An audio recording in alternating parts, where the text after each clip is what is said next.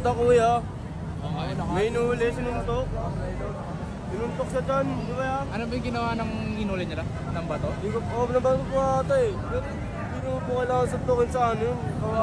Hindi ka pa akong kunin, nag-video lang ako dito. Ang dami na no.